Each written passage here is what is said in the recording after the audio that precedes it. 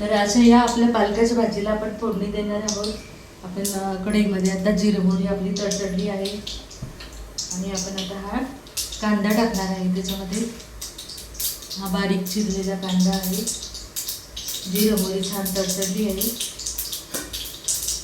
त्याचं तेलाची वाफ जाऊ नये म्हणून आपण आता लगेच त्याचं झाकण ठेवणार आहोत. ही वाफ जर गेली तर आपली खिडकी सगळी तेलकट होऊन जाणार आहे. म्हणून आपण आता त्याच्यावर झाकण ठेवणार. आणि आता आपण ही भाजी कांदा परतला. आता हा चिरलेला पालक आपण तिथे टाकणार.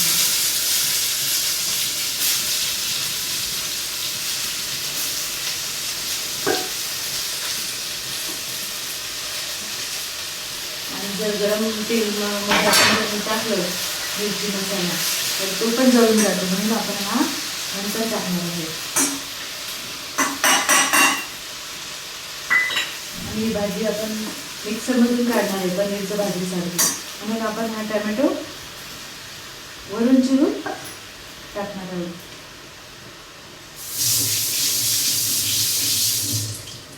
हा टोमॅटो आपण आता धुवून घेतला आणि आता आपण हा चिरून घेणार आहोत.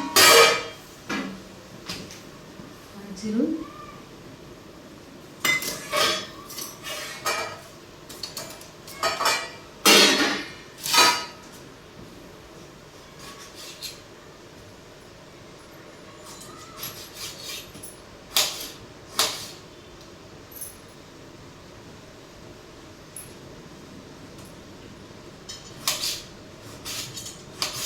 काही वेळेस टमाटा शिजायला ठेवणार.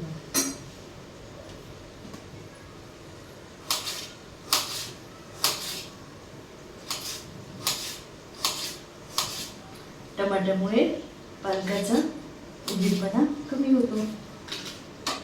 कांदा टमाट्यामुळे ग्रेव्ही खूप छान होते. आता आपण टाकणार आहे याच्यामध्ये मीठ.